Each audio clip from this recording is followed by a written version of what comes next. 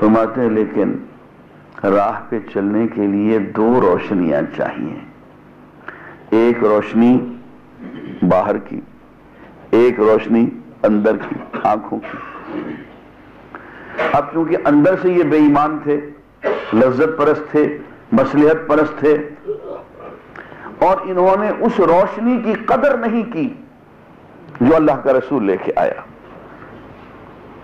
تو اللہ نے ان کو سزا یہ دی کہ روشنی تو اللہ نے برقرار رکھی، لوگ راستہ طے کرتے رہے، ان کی بصارت اللہ نے چھین لی کہ بیٹھو اب یہاں پہ، تم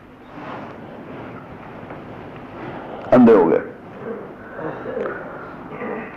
روشنی ہے لیکن سفر نہیں کر سکتے، روشنی ہے مگر ان کے لیے ظلمات بعضھا فوق، کیا ہے ایک اندھیرے پہ دوسرا اندھیرا، اندھیروں میں ٹامک گولیاں مار رہے ہیں، اب چل نہیں سکتے۔ اللہ نے آواز دی، اللہ کے رسول نے آواز دی اور کہا کہ لبیک کہو، یا ایھا الذین آمنوا استجیبوا للہ وللرسول اذا دعاکم لما یحییکم، اے اہل ایمان جب اللہ اور اللہ کا رسول تمہیں پکارے اور آواز لگائے تو اس کی آواز پہ لبیک کہو، کیونکہ اس کی آواز تمہیں زندگی عطا کرنے والی ہے۔ لبیک نہیں کہا،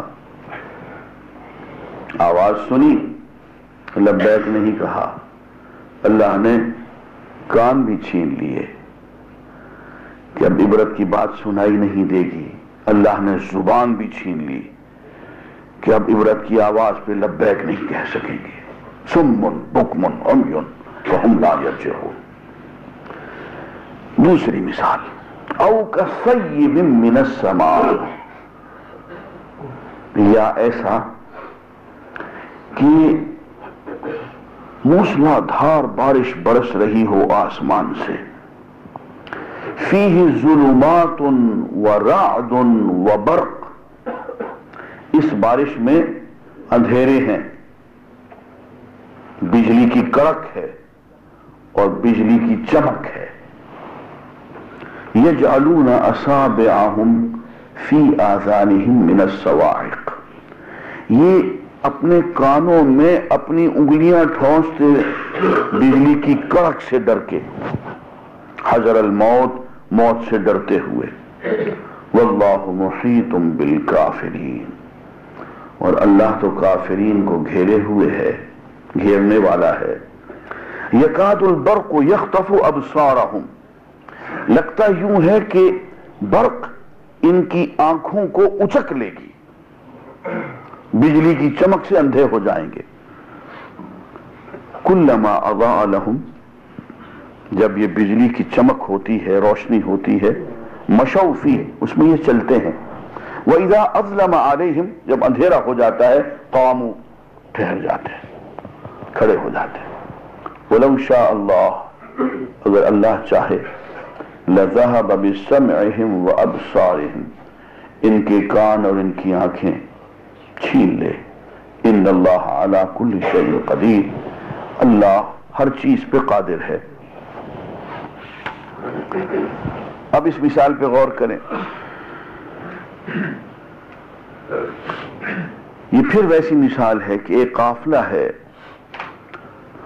رات کو سفر کر رہا ہے، گھٹا ٹوپ اندھیرا ہے، اور اندھیرے پہ مزید اندھیرا، یہ ایک تو اندھیری رات، ایک مزید اندھیرا یہ کہ بادل، اس پہ مزید اندھیرا یہ کہ خود بارش ہو رہی ہے، بارش سے بھی اندھیرا ہو جاتا ہے، پانی جو ہے یہ روشنی کو روکتا ہے، تو اب بالکل گھٹا ٹوپ اندھیرا اور موسلادھار بارش ہو رہی ہے، اور یہ قافلہ جا رہا ہے۔ اس بارش سے بچنے کے لیے، بجلی کی کڑک سے بچنے کے لیے کہیں سر چھپانے کو جگہ بھی نہیں، اب یہ جا رہے ہیں، لیکن جاتے جاتے ان کے دل میں کیا ہے کہ یار یہ بجلی کی کڑک یہ ہمارا پیچھا کر رہی ہے، یہ ہمیں مارے گی، حذر الموت، موت کا ڈر ہے۔ اب بجلی کی کڑک سے بچنے کا ان کے پاس سوائے اس کے اور کوئی راستہ نہیں ہے کہ کانوں میں انگلیاں ٹھوس لے۔ بھئی کانوں میں انگلیاں ٹھوسو گے تو کیا بجلی چھوڑ دے گی تمہیں؟ اگر بجلی نے آ کے تم پہ گرنا ہے تو کانوں میں انگلیاں ٹھونسنے سے بجلی تو باز نہیں آئے گی، اور دل چونکہ مجرم ہے تو یقین ہے کہ اللہ تعالیٰ انہیں گھیرے میں لے چکا ہے، بجلی ان پہ گرنے والی ہے، اور یہ موسلادھار بارش جو ہے وہ، اور یہ بجلی اور یہ کڑک، آج بس موت آ گئی۔ اب بھاگ کے گھر کو جانا چاہتے ہیں، کسی حفاظت کی جگہ پہ جانا چاہتے ہیں، نظر کچھ نہیں آتا، ذرا سی روشنی بجلی کی چمک سے ہوتی ہے تو تیز تیز چل لیتے ہیں، فاصلہ ذرا سا طے کر لیتے ہیں، اور بجلی کی چمک ختم ہوتی ہے تو کھڑے ہو جاتے ہیں۔ عزیزان گرامی، قرآن مجید کی فصاحت و بلاغت پہ قربان جائیں، بعض دفعہ ایسی خوبصورت مثالیں ہوتی ہیں کہ انسان حیران رہ جاتا ہے۔ پہلی مثال میں تو حضور اکرم صلی اللہ علیہ وسلم کی مثال دی کہ انہوں نے آگ روشن کی اور لوگ اس روشنی میں فاصلہ طے کر رہے ہیں، راستہ طے کر رہے ہیں۔ یہ مثال کیا ہے؟ اسلام کو ایک باران رحمت قرار دیا، ایک موسلادھار بارش قرار دیا۔ اب اس موسلادھار بارش میں یہ لوگ چونکہ دل سے مجرم ہیں، منافق ہیں، یہ بجلی کی کڑک سے ڈرتے ہیں۔ یہ بجلی کی کڑک کیا ہے؟ یہ حضور اکرم صلی اللہ علیہ وسلم کی وہ تنبیہ ہے، وہ تحدید ہے، وہ ڈرانا ہے کہ دیکھو اگر تم نے اسلام قبول نہ کیا تو تمہارے لیے اس دنیا میں بھی بربادی ہے، آخرت میں بھی دوزخ ہے۔ اور یہ بجلی کی چمک کیا ہے؟ یہ ذرا سا راستہ ہے، روشنی ہے ان کے لیے۔ تو ان کی کیفیت یہ ہے کہ چند قدم اسلام پہ چلتے ہیں پھر رک جاتے ہیں، جہاں ذرا سی ان کو روشنی آسانی نظر آتی ہے تو تامک ٹوئیاں مارتے ہوئے کچھ چل لیتے ہیں، پھر اندھیرا ہو جاتا ہے، کھڑے ہو جاتے ہیں۔ جہاں ذرا سی مشکل پیش آتی ہے، قربانی دینی پڑتی ہے تو پیچھے بھاگ جاتے ہیں۔ ذرا سی سہولتیں ملتی ہیں، مال غنیمت ملتا ہے، صحابہ کی طرف سے شاباش ملتی ہے، ساتھ چل پڑتے ہیں۔ اور دل اندر سے چور ہے، سمجھتے ہیں کہ یہ بجلی کی کڑک جو ہے ہمارا پیچھا کر رہی ہے۔ عزیزان گرامی، یہاں ایک بات میں اور بھی عرض کر دوں کہ انسان کے دل کی کیفیت جو ہے وہی اس کے جسم کو لے کے چلتی ہے۔ چہرے پہ جو نور آتا ہے وہ دل کی روشنی سے آتا ہے۔ آپ کراچی جا رہے ہوں، آپ نے کراچی کا ٹکٹ خریدا، گئے، گاڑی میں جگہ ہی نہیں ملی، کھڑے ہوئے جا رہے ہیں، اچھا بھائی یہ ساہیوال تک جگہ مل جائے گی، بیٹھ جائیں گے۔ ساہیوال پہ جگہ مل گئی، بیٹھ گئے، لیکن اطمینان سے جا رہے ہیں کہ کراچی ہم کل پہنچ جائیں گے۔ اس کے برعکس آپ نے کراچی کا ٹکٹ لیا، غلطی سے آپ پشاور کی گاڑی میں بیٹھ گئے، بڑی اچھی جگہ مل گئی، بیٹھتے ہی آپ نے چائے والے کو بلایا، یار چائے لے آؤ بھائی فلاں، تم ناشتہ لے آؤ۔ اب آپ ناشتہ فرما رہے ہیں، چائے پی رہے ہیں، جو ارد گرد کے مسافر ہیں ان کے ساتھ خوش گپی فرما رہے ہیں، گاڑی چل پڑتی ہے، اور جب گاڑی دریائے راوی کراس کرتی ہے تو آپ کو پتہ چلتا ہے کہ آپ تو غلط گاڑی میں بیٹھ گئے۔ اب آپ بہت آرام سے بیٹھے ہوئے ہیں، سیٹ بہت اچھی ہے، ناشتہ بھی فرما رہے ہیں، ارد گرد کے ساتھیوں سے خوش گپی بھی کر رہے ہیں، لیکن جو ہی آپ کو یہ پتہ چلے گا کہ آپ تو غلط گاڑی میں بیٹھ گئے، اب دیکھیے آپ کے دل کی کیا کیفیت ہو۔ آپ پہ قیامت بھیجے کرے تو غضب ہو گیا۔ اب گاڑی کو جا کے گوجرانوالہ رکنا ہے، اور جب تک آپ گوجرانوالہ پہنچ کے گاڑی سے اتر کے دوبارہ صحیح گاڑی پہ بیٹھ نہیں جائیں گے، آپ اپنے آپ کو کوستے رہیں گے۔ آپ کی ذہنی حالت جو ہوگی وہ انتہائی پریشانی کی حالت ہوگی۔ یہ وہ پریشانی کی حالت ہے جو منافقین کی بتائی گئی ہے کہ اندر سے چور ہیں، سمجھتے ہیں کہ یہ بجلی ہمارے لیے آ رہی ہے، یہ اللہ کا عذاب ہمارے لیے آ رہا ہے۔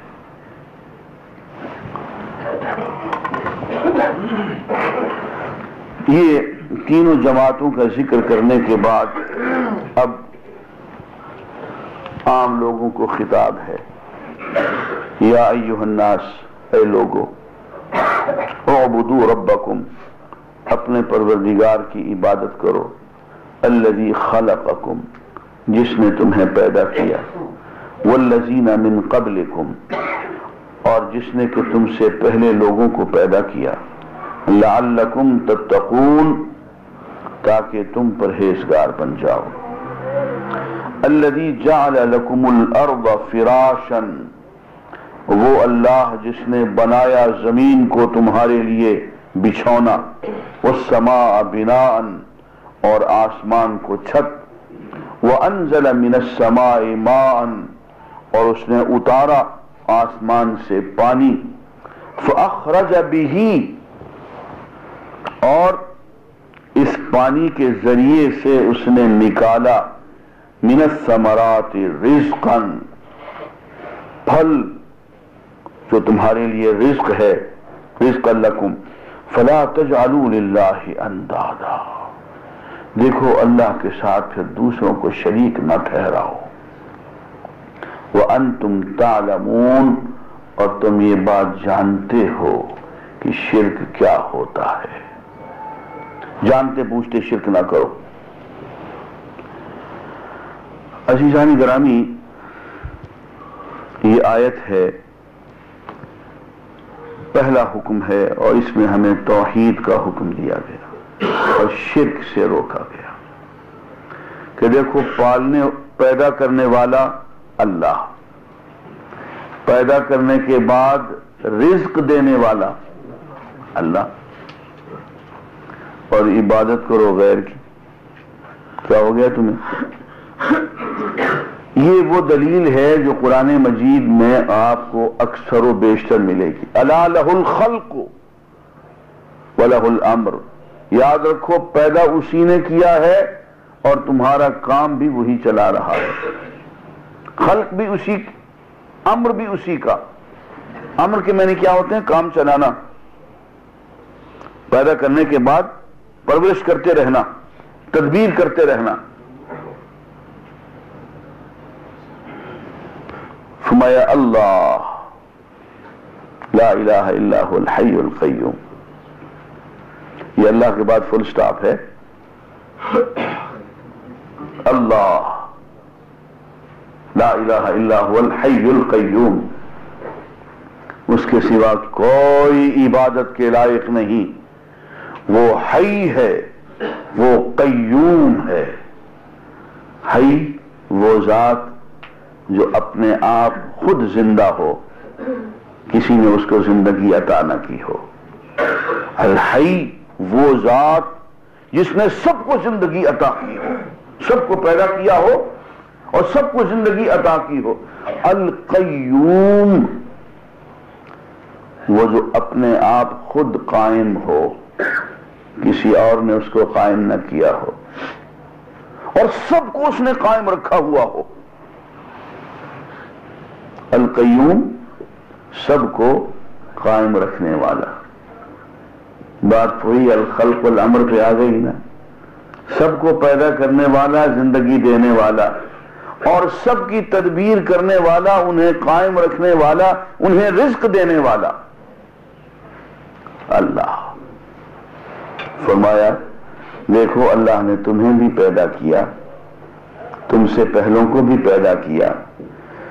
زمین تمہارے لیے بچھونا بنائی، آسمان تمہارے لیے چھت بنائی، بارش برسائی، پھل اگائے، یہ کھیتیاں، یہ پھل، طرح طرح کے رزق تمہیں عطا فرمائے. پیدا بھی وہی کرتا ہے، رزق بھی وہی دیتا ہے، خلق بھی اسی کی، امر بھی اسی کا، حی بھی وہی، قیوم بھی وہی. ظالمو، اب اس کی عبادت میں شریک، اس کی محبت میں غیروں کو شریک کرتے ہو.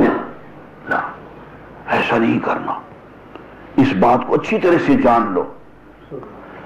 یہ پہلا حکم دے دیا توحید کا. دوسرا حکم رسالت کا. حضور کی رسالت پہ پوری توجہ کے ساتھ ایمان لانے کا، قرآن مجید کو پورے غور و خوض کے بعد اللہ کا کلام ماننے کا حکم دے رہے ہیں۔ فرماتے ہیں وَإِن كُنتُمْ فِي رَيْبٍ مِّمَّا نَزَّلْنَا عَلَىٰ عَبْدِنَا، اگر تم کسی شک میں مبتلا ہو اس کلام کے بارے میں جو ہم نے اپنے بندے پہ نازل کیا، فَأْتُوا بِسُورَةٍ مِّن مِّثْلِهِ،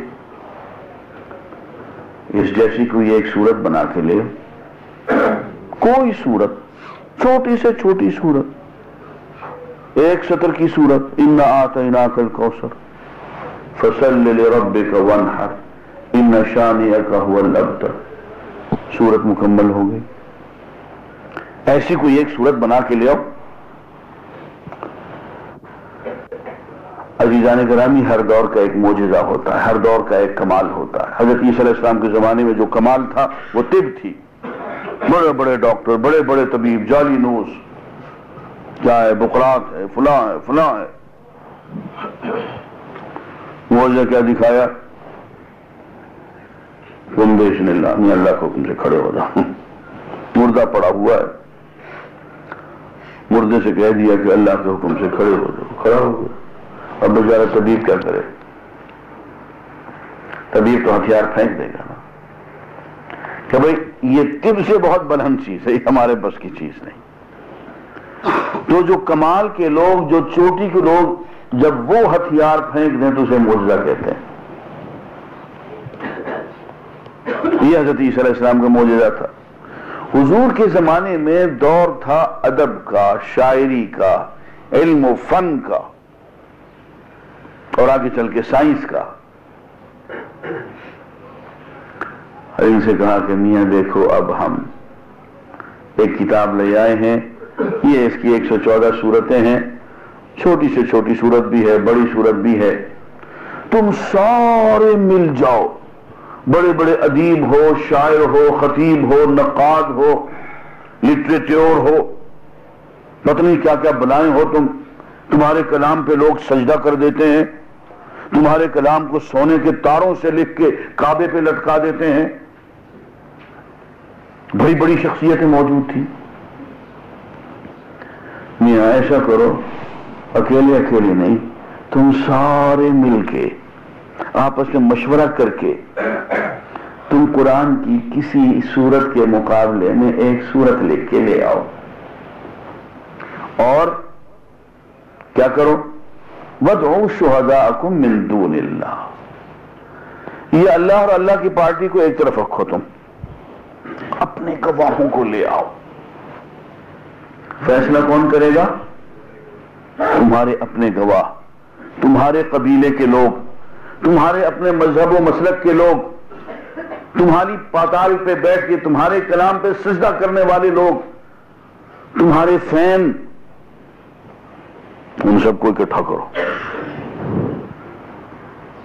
ایک سورت قرآن کی، اس کے مقابلے کی تم سارے مل کے ایک سورت لکھو، اور فیصلہ کس سے کرواؤ؟ اپنے ہی مداحوں سے، اپنے ہی فینز سے۔ دیکھو وہ کیا کرتے ہیں۔ اب دیکھیے یہ کتنا بڑا چیلنج ہے کہ یہ فیصلہ ہم سے نہ کروانا، فیصلہ اللہ کے نبی کے پاس، اللہ کے پاس، اللہ کے بندوں کے پاس، مومنین کے پاس، نہ ادھر نہیں لانا۔ شہداءکم، اپنے گواہوں کے پاس لانا۔ وہ کیا کہتے ہیں؟ اگر تمہارے اپنے گواہ یہ کہہ دیں کہ یار چھٹ پلیٹی کی تھی، یہ کیا لے کے آ گئے، تو پھر ٹھیک ہے، پھر یہ اللہ کا کلام ہے یا نہیں؟ اور دیکھیے ذرا دعوے پہ غور فرمائیے۔ وَادْعُوا شُهَدَاءَكُم مِّن دُونِ اللَّهِ إِن كُنتُمْ صَادِقِينَ، اگر تم اپنے شک میں سچے ہو۔ اور فرمایا کیا؟ اب جو معجزہ آ رہا ہے ذرا اس پہ غور فرمائیں۔ وَإِن لَّمْ تَفْعَلُوا، اور اگر تم نہ کر سکے،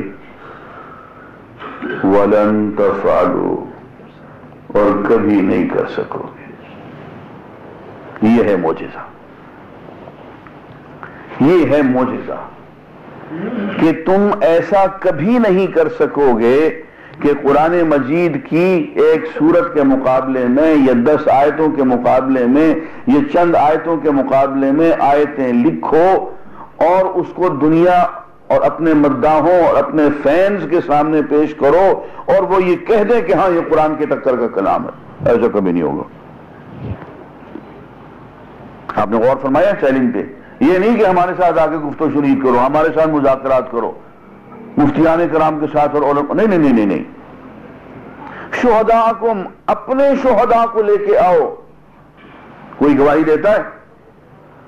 اپنی بیوی کو، اپنے بچوں کو دکھاؤ، اپنے قبیلے والوں کو دکھاؤ. اور یہ حضور نے فرمایا نا کہ میرے بعد 30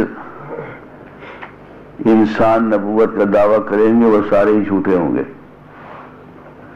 اور 30 میں سے اکثر نے قرآن کے مقابلے کا کلام پیش کیا، اور سب سے زیادہ جو مذاق اڑایا خود ان کی اپنی اولاد نے، بیوی بچوں نے، گھر والوں نے مذاق اڑا دیا. یہ ہے معجزہ. اور یہ ایسا نہیں ہے کہ اس زمانے کے لیے کہہ دیا گیا ہو، یہ چیلنج آج بھی کھڑا ہوا ہے. اور یہ نہیں کہ یہ چیلنج صرف عربی زبان کے لیے ہو، نہیں، دنیا کی کسی زبان میں لے کے آ جاؤ. یہ تو نہیں کہا کہ عربی زبان میں لکھ کے لے آؤ، نہیں نہیں، کسی زبان میں کوئی کلام لے کے آ جاؤ اور کہو کہ ہاں یہ حصہ جو ہے نا یہ کلام کا، یہ قرآن مجید کی فلاں صورت کے مقابلے میں لے آؤ، فیصلہ اپنے آدمی سے کروا کے لے آؤ، بات طے ہو جائے گی. کوئی زیادہ مشکل بات تو نہیں ہے بھائی. ایک آدمی، ایک جماعت، ایک گروہ اس نے طے کیا ہوا ہو کہ قرآن مجید کی مخالفت کرنی ہے، تو کوئی چند آدمی بیٹھ کے کچھ لکھ لے اور اپنے آدمیوں سے یہ اعلان کروا دیں کہ یہ قرآن کے مقابلے کی چیز ہے. کوئی اتنی مشکل چیز تو نہیں ہے. قرآن کہتا ہے کبھی نہیں ہوگی اور 1400 سال میں نہیں ہوئی. یہ معجزہ ہے. جیسے کہ حضور کی سیرت طیبہ ایک معجزہ ہے.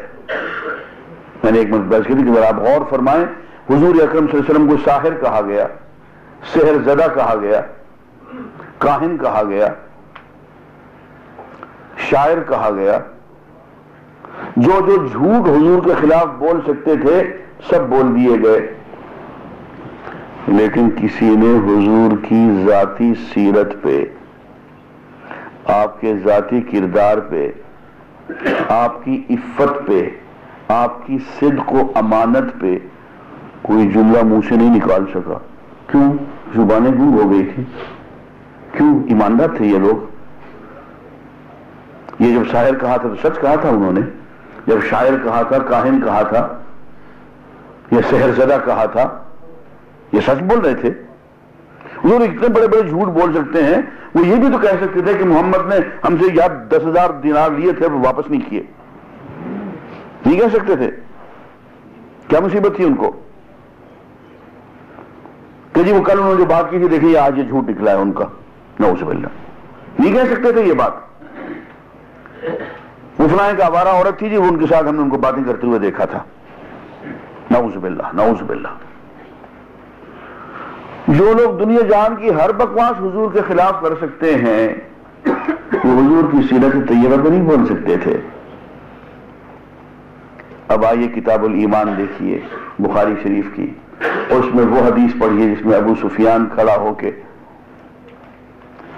قیصر روم کے سامنے بیان دے رہا ہے حضور کے بارے میں، اور اس میں ابو سفیان کہتا ہے کہ میرا بہت جی چاہا کہ میں حضور کی سیرت کے خلاف بیہودہ گفتاری کروں، لیکن میں ڈر گیا کہ میرے اپنے ہی لوگ مجھے ذلیل کر دیں گے، اور میرے اپنے ہی لوگ کہہ دیں گے کہ ابو سفیان اختلاف اپنی جگہ پہ لیکن ان کی سیرت پہ بکواس بند کرو. یہ ہوتا ہے سیرت کا معجزہ، اعجاز سیرت. یہ جیسے قرآن کا اعجاز ہے کہ قرآن اونچی آواز میں کہہ رہا ہے کہ لاؤ بناؤ اپنے ہی آدمیوں سے فیصلہ کراؤ، ایسے ہی سیرت محمدی کا یہ اعجاز ہے کہ خود کفار سے کفار ڈر رہے ہیں کہ ہم نے حضور کی سیرت اور ذاتی شخصیت کے خلاف اگر کچھ کہا تو یہی ہمیں جھوٹا کہہ دیں گے. آپ نے غور فرمایا، یہ معجزہ ہے. قرآن بھی ایک معجزہ ہے، حضور کی سیرت طیبہ بھی ایک معجزہ ہے۔ فرمایا فاتقوا النار، پھر آگ سے ڈرو، التی وقودها الناس والحجارہ، جس کا ایندھن لوگ ہیں اور پتھر ہیں، وعدت للکافرین، ان کا کافروں کے لیے تیار کی گئی ہے۔ وبشر الذین آمنوا، اور اے محمد صلی اللہ علیہ وآلہ وسلم خوشخبری سنا دیجئے اہل ایمان کو، وعاملوا الصالحات، اور ان لوگوں کو جو نیک اعمال کریں، ان لہم جنات تجری من تحتها الانہار، کہ ان کے لیے باغات ہیں جن کے نیچے سے نہریں بہتی ہیں، کلما رزقوا، جب انہیں کوئی رزق دیا جائے گا، من ثمرۃ، پھلوں میں سے، رزقا، بطور رزق، قالوا، تو یوں کہیں گے، هذا الذی رزقنا من قبل، یہ تو وہی چیز ہے جو ہمیں دنیا میں پہلے دی گئی تھی بطور رزق، وہ اتوا بہ متشابہا، اور ان کو رزق ملتا جلتا دیا جائے گا، دیکھنے میں یہی لنگڑا ہوگا جو یہاں کھاتے رہے کہ یار یہ تو لنگڑا بار بار ہم وہاں کھا چکے ہیں، یہ پھر آ گیا۔ فرمایا لیکن وہ صرف شکل و شباہت میں متشابہ ہوگا۔ وَلَهُمْ فِيهَا أَزْوَاجٌ مُطَهَّرَةٌ، اور ان کے لیے پاکیزہ بیویاں ہوں گی، اور عورتوں کے لیے پاکیزہ خامند ہوں گے۔ ازواج میں بیوی اور خامند دونوں آتے ہیں، البتہ مطہرہ میں صرف بیویاں۔ وَهُمْ فِيهَا خَالِدُونَ، اور یہ اس میں جنت میں ہمیشہ رہیں گے۔ اس آیت میں عزیزان گرامی ایک بات پہ غور کریں، اب ترتیب پہ ذرا دھیان فرمائیں۔ سب سے پہلے تو کتاب کا ذکر کیا، اہل ایمان کا ذکر کیا، کفار کا ذکر کیا، منافقین کا ذکر کیا، ان کی دو خوبصورت مثالیں دی، پھر توحید کا ذکر فرمایا، پھر قرآن کی اللہ کا کتاب ہونے کا، حضور کی نبوت و رسالت کا اس بات اور چیلنج، اور اب جو بات کہی جا رہی ہے دیکھیے کس ترتیب میں کہاں آ رہی ہے۔ فرمایا جو لوگ ایمان لے آئیں اور عمل صالح اختیار فرمائیں، ان کو خوشخبری دے دو جنت کی۔ اور عزیزان گرامی ذرا غور فرمائیں کہ قرآن مجید میں جہاں ایمان کا لفظ آتا ہے تو عمل صالح کا لفظ خود بخود ساتھ ہی آ جاتا۔ معلوم ہوا کہ ایمان دعویٰ ہے، عمل صالح اس کا لازمہ ہے، اس کا نتیجہ ہے، اس کا مظہر ہے۔ جیسے آگ جلتی ہے تو دھواں اس کا ایک مظہر ہے، پتہ چلتا ہے، دھوئیں سے پتہ چلتا ہے کہ آگ جل رہی ہے۔ ایمان اور عمل صالح اکٹھے چلتے ہیں۔ گزشتہ جمعہ جو میں نے آیت پڑھی حج کے بارے میں، ذرا اس پہ غور فرمائیں۔ وَلِلَّهِ عَلَى النَّاسِ حِجُّ الْبَيْتِ مَنِ اسْتَطَاعَ إِلَيْهِ سَبِيلًا، اللہ کے لیے لوگوں پر یہ فرض ہے، ان کے ذمہ ہے کہ وہ حج کریں اگر حج کی استطاعت راستے کی۔ وَمَنْ كَفَرَ، اور جو کفر کر لے، فَإِنَّ اللَّهَ غَنِيٌّ عَنِ الْعَالَمِينَ، کافر سے کیا مراد ہے؟ وہ جو حج نہ کرے۔ ومن کافر، جو حج نہ کرے اور کافر ہو جائے۔ معلوم ہوا کہ اگر حج فرض ہو اور آدمی حج نہ کرے تو قرآن اس کی کیا تعبیر دے رہا ہے؟ کافر، جو کفر اختیار کر لے۔ تو اللہ دونوں جہانوں سے معلوم ہوا کہ ایمان ہو اور عمل صالح نہ ہو تو ایمان نہیں ہے، کفر ہے۔ اسی لیے یہاں پہ فرمایا ایمان اور عمل صالح کو اکٹھے اختیار فرمایا کہ ایمان اس کے ساتھ عمل صالح ہو تو جنت، اور جنت کے باغات اور نہریں اور پھل اور اس کی جنت کی نعمتیں۔ یہاں ایک بات میں عرض کر دوں کہ جنت کی نعمتوں میں اور دنیا کی نعمتوں میں ایک بنیادی فرق ہے۔ کہنے کو تو برابر لگتی ہیں کہ جب وہی پھل تو وہی ہم نے دنیا میں کھائے تھے، یہاں پھر وہی آ گئے، ایسا نہیں ہے. دنیا میں جو بھی نعمت ہے وہ کسی نہ کسی دکھ کا ازالہ ہے، وہ بذات خود نعمت نہیں ہے. بہت بھوک لگی ہوئی تھی، کھانا کھایا، بہت مزہ آیا، کھانے سے فارغ ہو گئے نا، پھر کھائیے تو اب مزہ نہیں آئے گا. پیاس لگی ہوئی تھی، آپ نے شربت پیا، بہت مزہ آیا، اب دوسرا گلاس پیجئے، وہ مزہ تو نہیں ہے. اب تیسرا پیجئے، اب تو مزہ اور بھی کم ہو گیا، اس لیے کہ پیاس کم ہو گئی، ختم ہو گئی. اب چوتھا گلاس پیجئے تو یہ تو سزا بن جائے گا. معلوم ہوا کہ جتنی پیاس تھی اتنی لذت آئی. ایئر کنڈیشن کمرے میں بیٹھے صاحب، بہت مزہ آیا کیونکہ باہر گرمی بہت تھی. آگ کے سامنے بیٹھے، آگ تاپی صاحب، بہت مزہ آیا کیونکہ باہر سردی سے ٹٹر رہے تھے. سردی کو دور کیا تو آگ مزہ دے رہی ہے، گرمی کی تکلیف کو دور کیا تو ایئر کنڈیشن کمرہ مزہ دے رہا ہے، پیاس کی تکلیف کو دور کیا تو شربت مزہ دے رہا ہے، بھوک کی تکلیف کو دور نہیں کیا تو روٹی مزہ دے رہی ہے. معلوم ہوا کہ یہ مزہ کچھ نہیں ہے، یہ ساری تکلیفیں ہی ہیں. جس تکلیف کو دور کرتے جاؤ مزہ آتا چلا جائے گا. اصل چیز جو اس دنیا میں ہے وہ مشقت ہے، تکلیف ہے. وہ جو گوتم بدھ نے کہا تھا نا یہ دنیا دکھوں کا گھر ہے، وہ اس نے غلط نہیں کہا تھا. یہ دنیا تکلیف اٹھانے کی جگہ ہے. مشقت جھیل جھیل کے ہم اللہ کی طرف بڑھتے ہیں. تو اس دنیا کی لذت جو ہے وہ اتنی ہی ہے کہ آپ نے کسی تکلیف کا ازالہ فرما دیا تو لذت آ گئی. جنت میں ایسا نہیں ہوگا، وہاں دکھ ہوگا ہی نہیں، تکلیف ہوگی ہی نہیں. اب آپ جو شربت کے پہلے گلاس میں مزہ اٹھا رہے ہیں وہی دوسرے میں، وہی تیسرے میں اٹھائیں گے، اس لیے کہ پیاس میں تو کمی نہیں ہوگی، پیاس تھی ہی نہیں. وہ جو چیز آپ خود استعمال کریں گے خود اس کے اندر لذت ہے. پیاس میں لذت وہاں نہیں ہوگی، بھوک میں لذت نہیں ہوگی، تکلیف کا ازالہ وہاں پہ نہیں ہوگا. تکلیف ہی نہیں ہوگی تو ازالہ کہاں سے ہوگا؟ اس لیے بہت فرق ہے اس دنیا کی لذت میں اور اس دنیا کی لذت میں. وہ لذت، وہ نعمت حقیقی ہوگی. یہاں کی لذت جو ہے یہ کسی تکلیف کو دور کرنے کا نام ہے.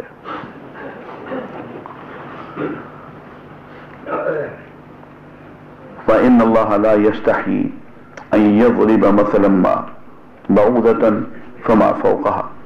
اللہ تعالیٰ اس بات سے نہیں شرماتے کہ کوئی مثال بیان کریں مچھر کی یا مچھر سے کسی بڑی چیز کی. فَأَمَّا الَّذِينَ آمَنُوا، وہ لوگ جو کہ ایمان لائے ہوئے ہیں، فَيَعْلَمُونَ، وہ یہ بات جانتے ہیں، أَنَّهُ الْحَقُّ مِن رَّبِّهِمْ، کہ یہ ان کے پروردگار کی طرف سے حق بیان کیا جا رہا ہے.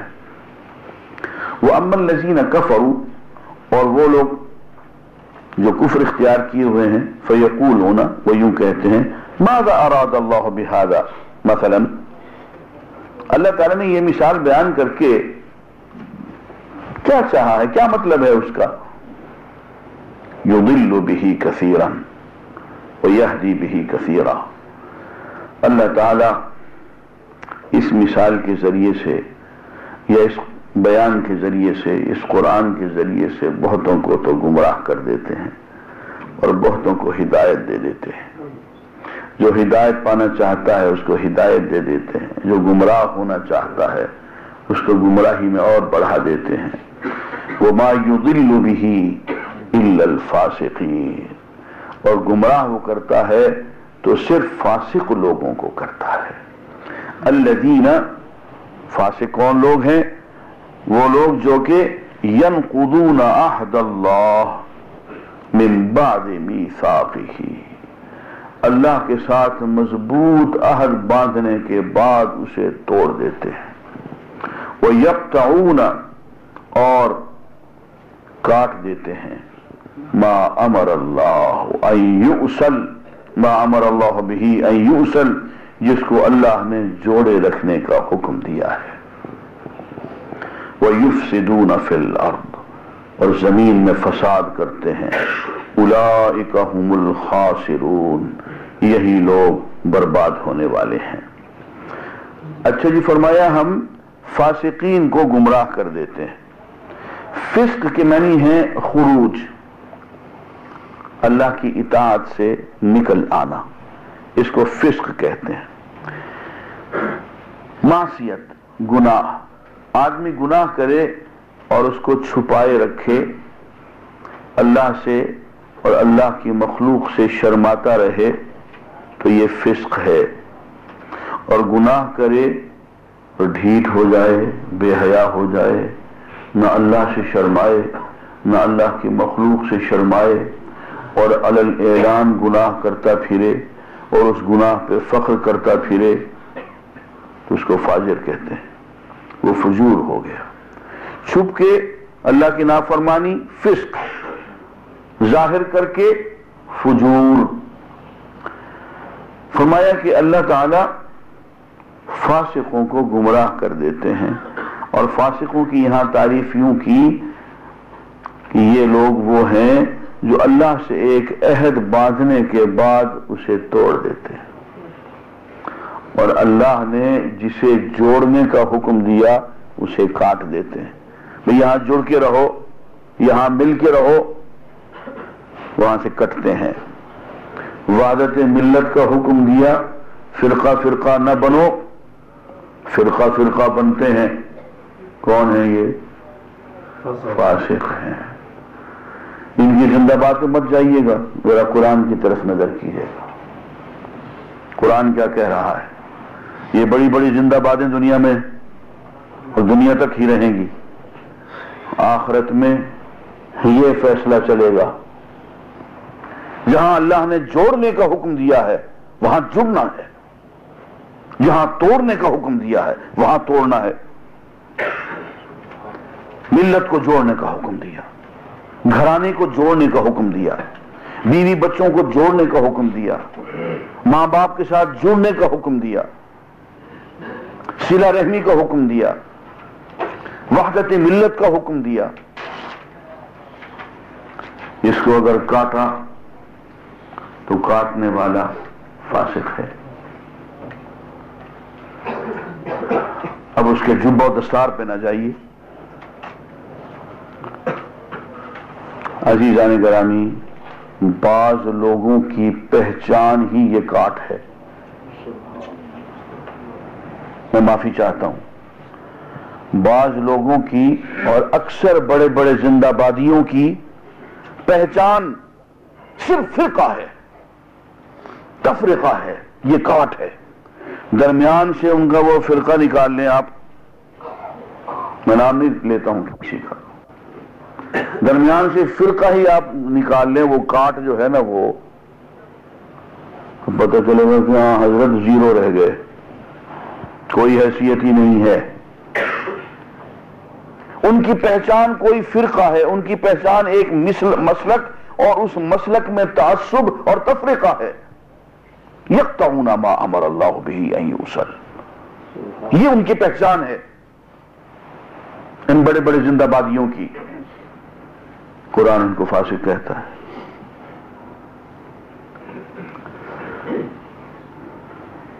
فرمایا کہ یہ لوگ بذریعہ قرآن گمراہ ہوتے ہیں، یضل بہ کثیرا، اللہ بہتوں کو گمراہ کر دیتے ہیں اس قرآن کے ذریعے۔ قرآن ان کی گمراہی کا ذریعہ بن جاتا ہے۔ اسی قرآن کو لیے پھرتے ہیں، لوگوں کو کاٹتے ہیں، لوگوں کو کفر کے فتوے دیتے ہیں، لوگوں کو آپس میں لڑاتے ہیں، لوگوں میں فساد برپا کرتے ہیں، یہاں قتل ہو گیا، وہاں قتل ہو گیا، وہاں قتل ہو گیا۔ یہ اللہ کے باندھے ہوئے عہد کو توڑتے ہیں۔ اولئک هم الخاسرون، یہ برباد لوگ ہیں۔ کیف تکفرون باللہ، تم اللہ سے کیسے کفر کرتے ہو؟ وکنتم امواتا، تم تو بے جان تھے۔ فَوَقَدْ خَلَقْتُكَ وَلَمْ تَكُ شَيْئًا، میں نے تجھے پیدا کیا اور تو کوئی شے ہی نہیں تھا، میں تجھے عدم سے وجود میں لایا ہوں، تم میرا انکار کرتے ہو، مجھ سے کفر کرتے ہو، میں نے تو تجھے وجود بخشا ہے، کیف تکفرون باللہ، اللہ سے کیسے کفر کرتے ہو؟ وکنتم امواتا، تم تو مردہ تھے، بے جان تھے، لاشے تھے، فاحیاکم، اللہ نے تمہیں زندگی عطا فرمائی، ثم یمیتکم، تمہیں پھر وہ موت عطا کرے گا، ثم یحییکم، اس کے بعد پھر وہ تمہیں زندگی عطا کرے گا، ثم الیہ ترجعون، پھر تم اسی کی طرف لوٹائے جاؤ گے۔ عزیزان گرامی، قرآن مجید کے معجزات میں بعض معجزات ایسے ہیں کہ انسان حق کا بکا رہ جاتا ہے۔ اب یہاں فرمایا کہ دیکھو تمہیں ہم نے ایک مرتبہ موت سے زندگی عطا فرمائی، پھر اب زندگی سے موت کی طرف لے جائیں گے، پھر موت سے زندگی کی طرف لے جائیں گے۔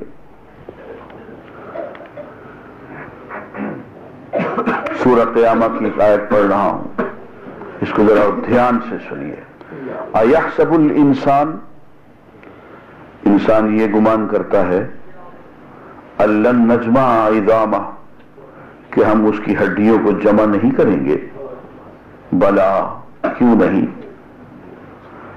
یہی کہتے تھے نا کفار، ہم جب ہماری ہڈیاں جوڑ جوڑ جدا ہو جائے گا، ہم مٹی میں مٹی ہو جائیں گے، تو کیا ہم پھر نئے سرے سے پیدا ہوں گے؟ بھئی یہ کیسے ہو سکتا ہے؟ اب جواب سنیں، بلا، کیوں نہیں؟ قادرین، ہم بہت طاقت والے ہیں، بہت قدرت رکھتے ہیں، اس بات پہ قدرت رکھتے ہیں، علی ان نسوی بنانا، کہ ہم انسان کو بنا دیں اور ویسے بنا دیں جیسے کہ وہ تھا، اس کی انگلیوں کے پور پور، اس کی فنگر پرنٹس بھی وہی لے آئیں، بنانا،